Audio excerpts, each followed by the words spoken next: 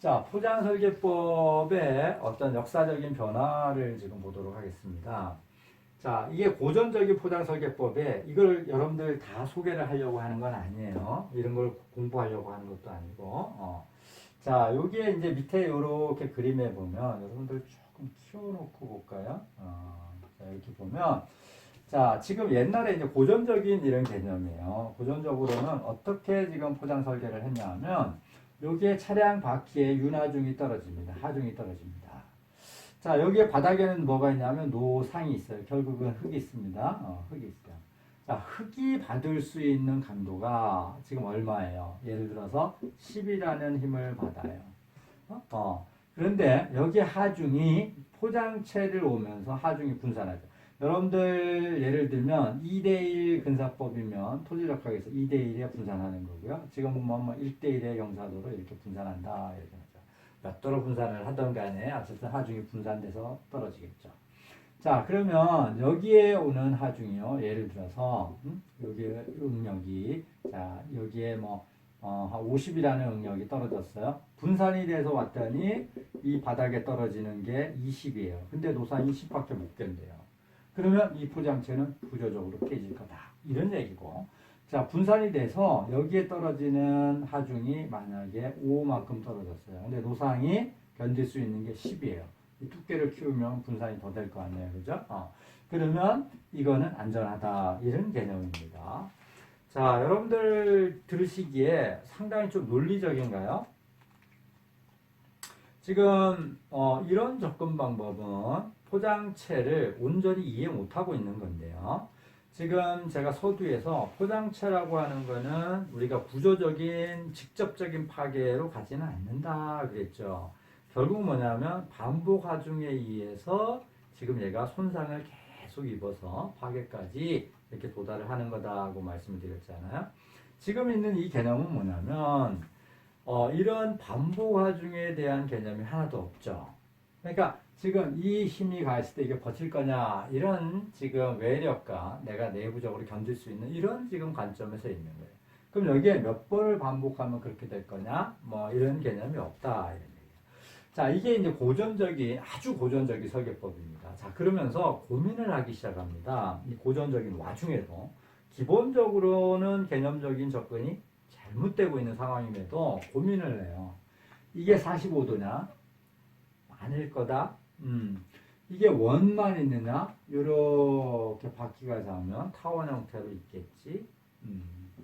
자, 노상의 특성을 뭘로 평가할래 도대체? 이 강도를 어떻게 평가를 할래? 뭐 이런 고민들을 합니다. 자, 그러면서 자, 이 노상의 강도를 평가하고자 나온 것 중에 하나가 CBR. 지금도 살아있죠, 그죠? 그래서 이 CBR이라는 거를 나중에 이 에시토에서 이제 이 받아들입니다. CBR 설계법에 추가해서 그것도 이제 보도록 할게요. 자, 그러면서 이게 이제 고전적인 이런 설계법이 쭉 있어 왔어요. 그래서 이런 잘못된 메사추세츠 공식, 뭐 그레이 공식, 여기에 CBR 설계법, CBR을 베이스로 한 이런 설계법을 이제 갖고 옵니다. 자, 그러면서 요 애쇼 시험주로 되는 요 상황이 지금 어떻게 되냐면 이거예요. 요 타이밍이 1940년대, 50년대 요때 얘기입니다. 자, 이게 이 자동차 문화가 참 보면은 그래, 우리나라로 보면 1950년대 6.25 전쟁이 있었죠. 그죠?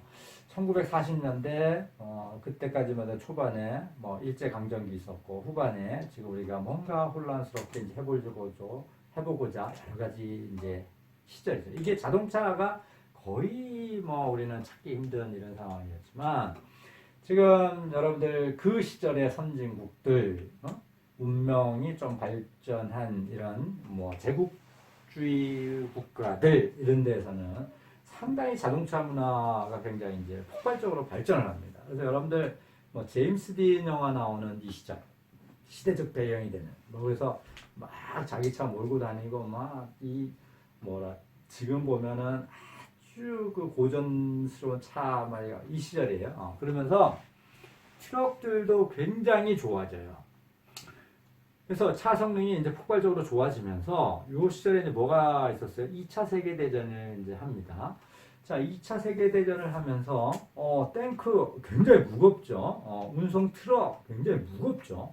이런 단순하게 뭐 이렇게 승용차 이런 게 아니라 굉장히 중차량의 무거운 차들이 나오면서 포장이 급격하게 깨집니다. 그래서 야, 이거 지금 이런 고전적인 방법은 가만 생각할 때 말도 안 되고 뭔가 설계 방법을 새로 만들자 하고 이제 고민을 하기 시작해요. 그 고민을 한 데가 어디냐면 미국의 애시토예요. 그래서 애시토 지금은 애쇼예요. 이게 애시토랑 같은 데입니다. 옛날의 이름은 애쇼고요. 이름을 변경해서 애시토가 된 거예요. 그래서 이 애쇼에서 지금 뭔가 설계법을 만들자 하고 시험주로도 만들고 해서 처음으로 이제 조금 이제 쓸만한 설계법을 만들어낸 게 지금 72년에 설계법을 만들어요.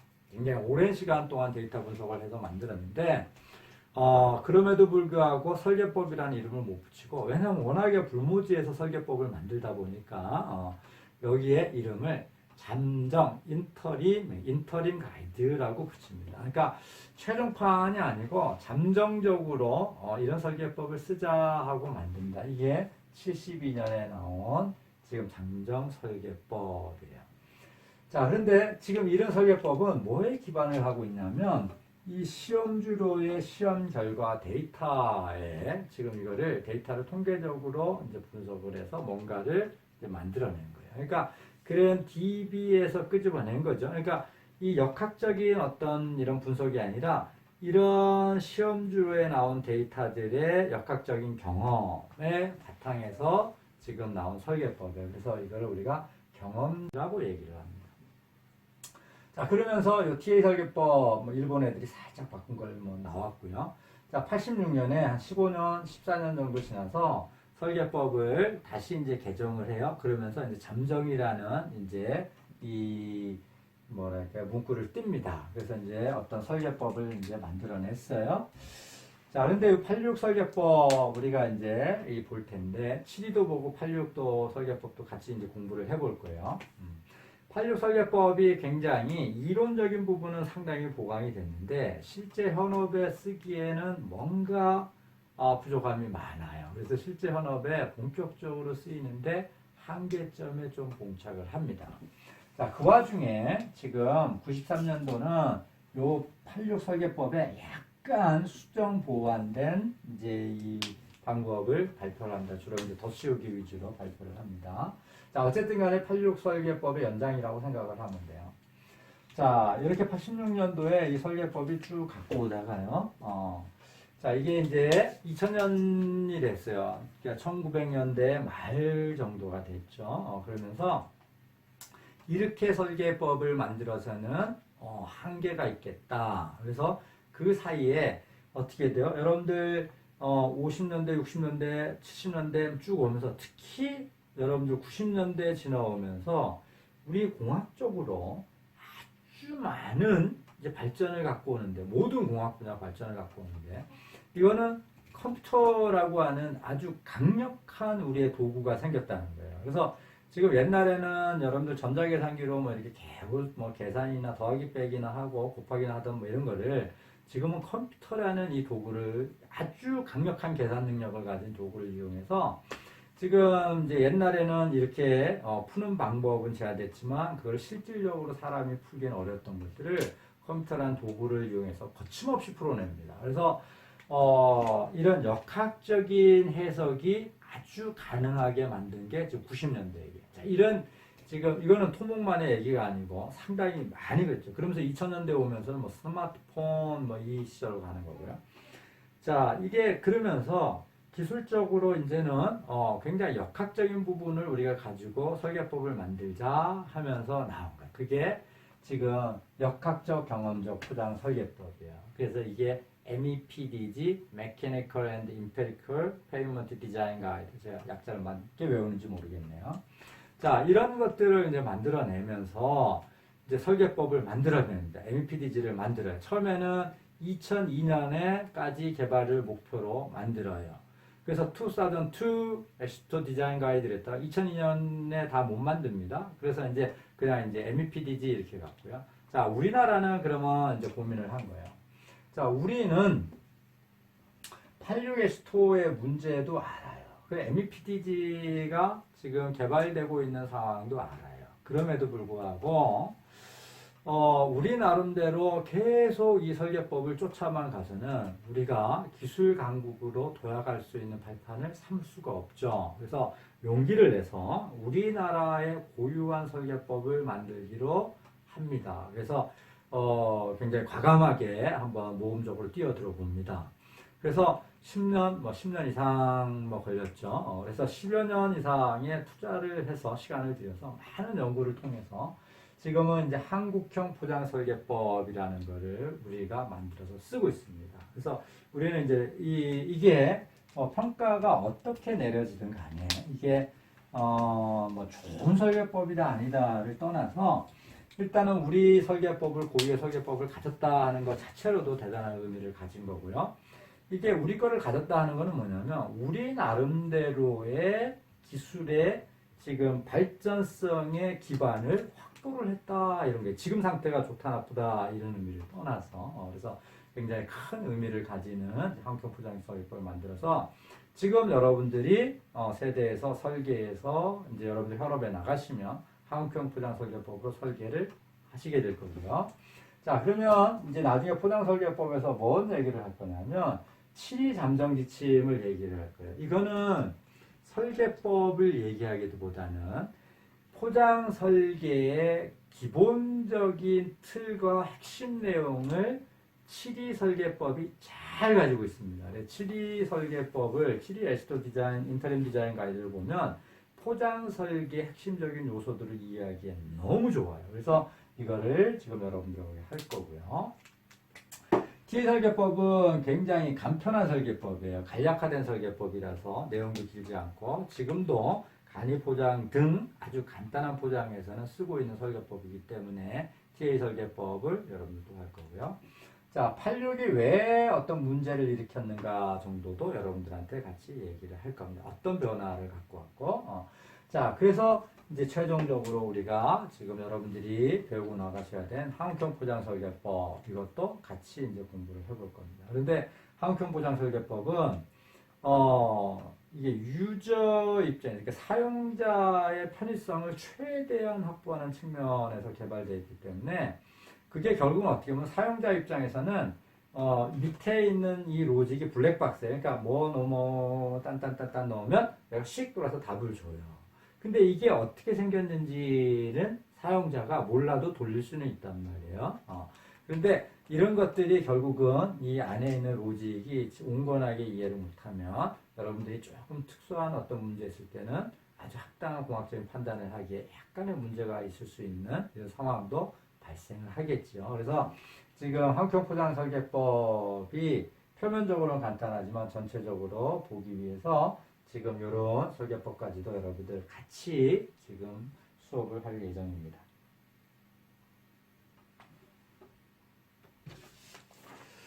자, 굉장히 많은 얘기를 하다 보니까 좀 장황하게 얘기가 진행되는 것 같아요. 그래도 뭐 우리 온라인 수업이라는 게 뭐 특별히 시간 제약이 있는 것도 아니고요. 그런데 여러분들 동영상이 길어지면 굉장히 좀 보는데 좀 지겹겠죠. 그래서 분량을 가급적이면 주어진 시간 범위 유사하게 맞춰서 1회편의 분량을 찍고 하도록 하겠습니다. 자, 포장 형식에 크게 대별되는 근대에서 대별되는 포장 형식은 두 가지가 있다고 말씀드렸어요. 하나는 아스팔트 포장. 여러분들이 보고 있는 겁니다. 또 하나가 뭐가 있냐면 시멘트 콘크리트 포장이 있죠. 두 특성에 대해서 한번 어떤 지금 개념으로 포장이 기본적으로 형성이 되어 있나 하는 것들을 살펴보고자 합니다. 자, 첫 번째 아스팔트 포장입니다. 아스팔트 포장은 우리가 상대적인 의미예요. 상대적인 의미예요. 시멘트 콘크리트 포장은 굉장히 아스팔트보다 딱딱해요. 이 딱딱해서 강성이 있는 재료고요. 아스팔트는 시멘트 콘크리트에 비해서는 좀 말랑말랑합니다. 연해요. 그래서 아스팔트 포장은 우리가 뭐라고 부르냐면 가요성 포장이라고 불러요. 그러니까 플렉시블하다고 부르는 거고요. 시멘트 콘크리트 포장은 이거에 반해서 굉장히 딱딱해요. 그래서 우리가 시멘트 콘크리트 포장을 강성 포장, 리지드 페이먼트라고 이제 칭합니다. 자, 층의 두께를 보면 이래요. 시멘트 콘크리트 포장은 이 콘크리트 슬랩 밑에 여러 층이 이제 그림을 이렇게 그려놨습니다만은 슬랩의 두께가 콘크리트 슬랩의 두께요. 어느 정도냐? 30cm 정도 됩니다. 여러분들 슬랩의 두께가 30cm면 이 A4 용지가 27cm인가요? 이거보다 두꺼워요. 지금 이거보다도 더 두꺼운 이런 높이. 그러니까 지금 이 정도의 두께로 쫙 있다 이거예요. 콘크리트 포장의 밑을 보면. 물론 이런 게 이제 여러분들 뭐 고속도로나 국도 같은 경우는 이렇지만 아주 간이 포장이 되는 데는 이렇게 두껍지는 않죠. 어쨌든 간에 여러분이 생각하는 것보다 상당히 두꺼운 두께로 콘크리트가 쫙 있는 거예요. 이 콘크리트가 이 두께로 있으니까 어떻게 돼요? 이게 굉장히 강성을 갖고 있는 리지드한 거예요. 자, 이에 반해서 아스팔트 포장은 위에 시꺼멓게 생긴 아스팔트 층이 여러 층으로 나눠서 이제 구성이 되는데 표층, 기층, 뭐 중간층이 있는 경우도 있고요. 자, 표층 한 10cm, 기층 20cm, 한 30cm 되나? 표층 한 5cm, 기층 한 15cm, 그럼 20cm 정도 되나? 자, 요 정도 두께가 시꺼먼 아스팔트 층이 이제 형성을 하고 있어요. 콘크리트에 비해, 시멘트 콘크리트에 비해서는 얘가 말랑말랑하죠. 약합니다. 그런 특성을 갖고 있어요. 자, 그래서 첫 번째 이제 가효성 포장이 이제 어떻게 설계를 개념을 갖냐 하면 이래요. 자, 여기에 차량 하중이 이렇게 작용합니다. 그러면 하중이 어떻게 돼요? 여러분들 부시네스크 꼭 이런 부분은 아니겠지만 위에는 크고요, 밑에는 작죠. 이거는 뭐 어떻게 보면 당연한 거죠. 응력이 작용하는 게. 자, 그런데 이 응력을 이만큼의 응력을 얘는 분담을 해서 견뎌야 돼요. 그러니까 지금 뭐냐면 반복 하중이 가해지더라도 얘는 이만큼의 응력이 반복 하중에 가해지는 상황입니다. 이 위에 쪽은.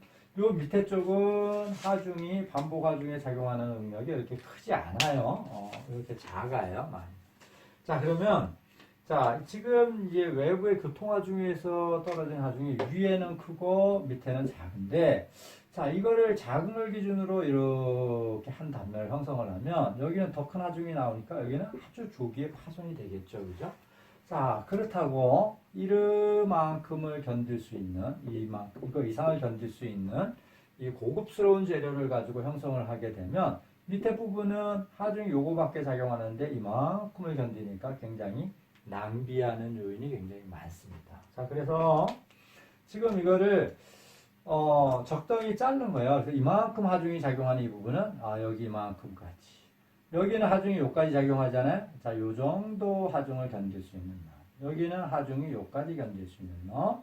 여기는 하중이 한 요 정도 견딜 수 있는 놈으로. 그러면 여기 만약에 100이라는 하중을 견딜 수 있으면 50, 30, 15, 20 이런 하중을 견딜 수 있는 재료를 쓰는 거예요.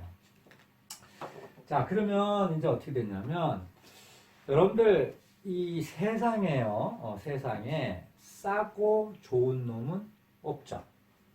아닌가요? 다리품을 파면 있나요? 자, 가성비가 좋은 놈은 있지만 싸면서 가성비 좋게 싸면서도 비싼 것보다 더 좋은 놈이 있진 않죠. 물론 이건 순간적으로 그럴 수는 있지만 이거는 여러분들 소비하는 입장에서 보면 뭔가 잘못된 거죠. 억울한 측면이 있는 거죠. 자, 포장체 재료 중에도요. 지금 표층에 견딜 수 있는 이 재료비, 표층을 내가 위에 많은 힘을 내가 견뎌야 되는 이러한 요구 조건을 만족시키는 것의 재료. 그러니까 여러 요구 조건이 있는 걸 만족시키는 재료와 요 밑에는 하중도 조금만 받으면 되고 요구 조건이 작은 재료. 와, 그럼 누가 싸느냐? 밑에 게 싸겠죠. 그래서 지금 이런 요구 조건이 합당하도록 층을 나눕니다. 힘을 많이 받는 데는 많이, 적게 받는 데는 적게. 그러다 보니까 어떻게 되냐면 층이 이루어지는 이런 구조를 갖습니다. 여러 층으로 이루어졌죠. 자, 여기에 지금 노상이 이렇게 있고 흙입니다. 노상이 있고요.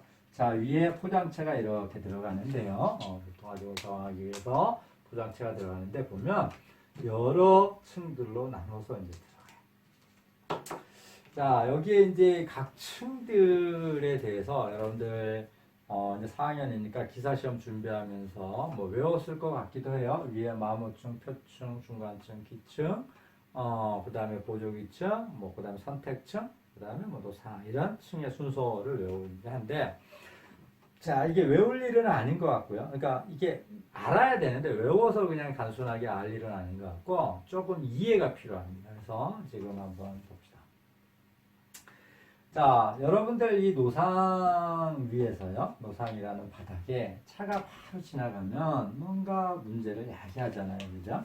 그래서 제가 여러분들 교재도 보면, 뭐, 나름대로 비유를 드는 게, 엮기 드는 거를 지금 얘기를 해요. 엮기 드는 거를. 그래서 여기에 이제 팔로 얘를 딱 들어요. 팔로 들어서, 자, 여기 사람이 이렇게 들어서요. 쭉 허리를 가지고요. 여기에 허벅지를 다리를 딱 가지고 그림이 이상하게 된 날 딱 여기 듭니다. 얘를 받치고 들어요. 뭔가 이상하네요. 하여튼 그림 재주가 이것밖에 안 돼서 자 들은 자 그러면 봐봐요. 밑에서부터 볼 수도 있고 위에서부터도 볼 수도 있는데요. 위에서부터 볼까요? 자 위에 차량을 딱 드는 요 손을 딱 드는데요. 이 차량이요. 이거를 딱 받치고 들려고 했더니 이 힘을 굉장히 많이 내가 위에 직접적으로 들어야 되잖아요. 힘을 다 받아야 되잖아요. 직접적으로. 힘도 딱 받아서 팔로 이제 딱 버텨야 되는데, 자, 이게 표면이요. 더러고요. 차바퀴도 그렇고, 여기에 뭐, 여러 가지 뭐 있어요. 그래서 이 사람이 뭐를 했냐면, 여기에 장갑을 살짝 꼈어요. 빨간 장갑을 딱 끼고, 예를 들어 들어보니까, 힘을 굉장히 많이 받죠. 자, 그러면, 장갑이 힘을 받아요, 안 받아요? 아니죠. 지금 손이 힘을 받는 거잖아요. 자, 위에서 또 봅시다. 자, 차량이 지나가는데 맨 위에 층은 요구하는 게 힘도 물론 순간적으로 그 층이 많이 작용하지만 지금 장갑의 역할처럼 차가 흘리고 다니는 찌꺼기들, 자, 이것도 문제지만, 자, 이래요. 이게 포장이 자연환경에 노출이 됐잖아요. 그죠? 비도 오고요. 온도 변화도 있고요. 지금 차량의 평탄성도 내가 유지를 해야 되고요. 미끄럼 저항성도 유지를 해야 되고요. 여러 가지 지금 기능적으로 힘을 받는다기보다는 기능적으로 해야 될 일이 굉장히 많은 거예요. 그래서 그런 기능적인 목적에 딱 이 역할을 너가 해라. 이 장갑처럼 기능적인 역할을 해라 하고 딱 준 게 지금 뭐냐면 마모층이에요. 따라서 없어지면 그만 쓴다. 이런 얘기예요. 이게 마모층입니다. 자, 여기에 장갑을 끼고 팔을 딱 들어서요. 그래서 이제 힘을 여러분들 이런 식으로 딱 들면 주로 어디로 주로 딱 힘을 버티고 힘을 써요? 이 허리로 힘을 주로 쓰잖아요. 그죠? 여기가 지금 뭐냐면 기층이에요. 그러니까 이 포장체에서 힘의 저항을 가장 강력하게 해내는 데가 이 기충 부분입니다. 힘을 막 써서 분산시키고 있어서. 자, 그런데 마모층을 써서 여기에 위에 있는 표층에 여기에 이제 뭐냐면 여기 중간층이 있으면 이렇게 구별이 안 되네요. 표층이 지금 뭐냐면 요 팔 뭐 이 정도 역할을 하는 거예요. 자, 이제 팔을 갖고 이제 딱 들었어요. 그리고 여기에 장갑을 끼죠. 마모층이 표층이 힘을 직접적으로 딱 저항을 했어요. 자, 그거를 힘을 많이 받는 어디다 허리에다 전달을 시켜줘요. 누가? 어깨가. 얘가 지금 뭐냐면 중간층이에요. 자, 여기에 팔의 역할을 하고 있는 게 지금 뭐냐면 표층이에요, 표층. 자, 그런데 이제 이 허리에서 힘을 이제 쫙 받았는데, 이 힘을요, 밑으로 노상까지 쫙 견고하게 전달을 시키고 싶어요. 그래서 쫙 전달을 시키기 위해서 이 튼튼한 이 허벅지로 이 하중을 밑으로 다시 한번 전달시킨 거예요. 이게 기층의 역할을 허리의 이 강한 역할을 보조하는 거예요. 그래서 우리가 보조 기층이에요. 허벅지 역할을 이제 하고 있는 겁니다. 자, 그런데 이제 여기에 노상에 딱 밟고 쓰면 좋은데 이 노상의 흙바닥이 지저분해요. 그래서 여기에 그냥 쓰기엔 뭐해서 역시 신발을 하나를 딱 신고 여기를 쓰고 싶어요. 이게 어떤 형태로 뭐 포장해서 보면 문제냐면 이런 거예요. 노상에 포장체에 오는 물이 또는 밑에 노상에서 침투되는 물이 수분 영향이 굉장히 좀 강하게 있다거나 아니면 위에서부터 동결이 됐을 때 어떤 문제가 있다거나 노상이 울퉁불퉁한 요철을 내가 1차적으로 정형해야 되거나 지금 굉장히 기능이 많습니다. 그래서 세리분 침투를 방지하는 필터 기능을 해야 된다거나 자, 이런 기능적인 목적으로 딱 들어간 신발 같은 들어간 게 뭐냐면 선택층이에요. 선택층은 말 그대로 뭐냐면 쓸 수도 있고 안 쓸 수도 있다 이런 얘기겠네요. 그죠? 자, 거꾸로 얘기해 보면 쭉 이렇게 올라가는 거고요. 그래서 아까 위협 대가 이런 식으로 얘기를 해도 지금 무방하겠네요. 자, 그러면 여러분들 이제 층 구조를 조금 더 온전하게 아마 이해하실 수 있을 것 같아요. 아스팔트 포장층에. 자, 지금 이제 이런 개념을 가지고 한번 생각을 해봐요. 맨 위에 차량이 있는데 환경화 중에 집중적으로 저항하도록 만든 게 누구예요? 얘가 마모층입니다. 마모층의 두께는 두껍게 설계를 안 합니다. 얇게 갑니다. 얇게. 자, 여기에 직접적으로 힘을 이제 탁 받아내는 게 누구냐면 표층이에요. 표층이에요. 그 다음에 표층에서 오는 거를 이 강한 어깨로 주요 힘을 받는 대로 전달시키는, 가운데 힘을 전달시키는 역할을 주로 하는 게 지금 뭐냐면 중간층입니다. 근데 중간층은 역학적으로 지금 내가 이렇게 얘기한 거는 표층의 하단의 일부분이다 이런 개념에서 얘기한 거고 기층의 역할을 좀 더 강하게 하는 상부 기층의 역할을 한다고 치면 조금 더 다른 거예요. 이거는 나중에 이런 입장에 뭐 괜히 얘기했네. 요거는 약간 역학적으로 약간 달리 해석할 여지는 조금 있습니다. 어쨌든 간에 지금 여러분들 학부 과정이니까 좀 제가 단편적으로 얘기하는 부분도 있습니다. 자, 힘을 전달해 주는 게 이제 중간층의 역할이고요. 힘을 이제 강하게 받는 게 허리 역할을 하는 게 기층이고요. 기층을 이제 허리를 이제 딱 받치면서 힘을 전체적으로 확 분산시키면서 하는 게 지금 뭐냐면 보조기층의 허벅지 역할을 하고 있는 거고요. 자, 그 밑에 노상이 있는데 노상에 바로 딛기 힘들어서 여러 가지 기능적인 역할, 아까 했죠. 동상방지의 역할, 뭐 배수의 역할, 여러 가지 기능적인 역할을 하기 위해 들어간 게 선택층이에요. 그러면 전체적인 여러분들 층 구조가 조금 이제는 그냥 무의식적으로 외우지도 않고도 조금 이해가 되나요? 이렇게 이해가 됐으면 된다고 치면 제가 설명한 보람이 있는 것 같고요. 이렇게 얘기했음에도 불구하고 와 이게 뭐지 하면 뭐 여러분들 제가 설명이 재주가 좀 부족한 것 같습니다. 자, 이렇게 지금 힘을 받고 있는데요. 자, 그러면 마모층은 반드시 들어가야 되느냐? 그렇지는 않아요. 그러니까 마모층은 기능적인 목적에 들어가는데 이게 요새는 표층에 나오는 아스팔트 포장의 재료가 굉장히 성능이 좋은 것들이 많아요. 그러니까 지금 힘을 받으면서도 평탄하고 환경 저항성도 있고 여러 가지 지금 이 미끄럼 저항도 있고요. 이 차와 맞닿아 있는 이 기능적인 역할을 충분히 수행하면서도 힘을 잘 받는 재료들이 잘 나와 있다. 그래서 최근에는 이 마모층을 생략하고 마모층을 안 씁니다. 그러니까 표층한테 그 역할을 다 주는 경우가 많고요. 자, 표층 밑에 그 중간층을 지금 이게 뚜렷이 다시 구별해서 전달시키는 애매한 층을 둬야 되느냐? 두는 경우도 있고 안 두는 경우도 있어요. 자, 그러면 봅시다. 아주 심플하게 보면 표층이 있고요. 중간층 없이 기층이 있고요. 보조기층이 있고 노상이 있는 거예요. 아주 이게 여러 가지 이게 다 그랬지만 이런 형태의 포장도 지금 왕왕 쓰이는 거예요. 자, 표층이 있고요. 여기 기층이 있고요.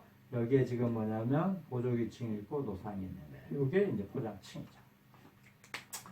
자, 여기서 나는 이거를 다 포장이라고 얘기했는데 여러분들 기사시험보다 기사시험이 참 마음에 안 드는 게 많아요.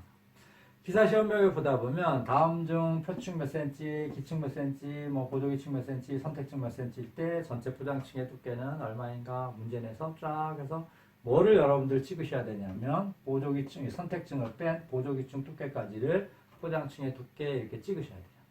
이거 굉장히 고전적인 발상인데요. 이거는 뭐냐면 교통하중을 직접적으로 저항하도록 들어간 것만 포장으로 칭한 거예요. 근데 지금 이런 기능을 하기 위해서 이 선택층도 어떻게 해요? 이 힘을 받도록 도와주는 보조적인 역할을 하고 있단 말이에요. 그래서 저는 개인적으로 이 선택층도 당연히 포장 일부로 취급이 되어야 합니다. 그래서 지금 포장층의 두께 그러면 노상 위에 다 있는 거는 지금 포장층의 두께에 해당하는 뭐 이런 상황이 됩니다. 자, 그래서 이제 전체적으로 우리가 아스팔트 포장이라는 이제 층 구조의 이제 특성에 대해서 알아봤습니다.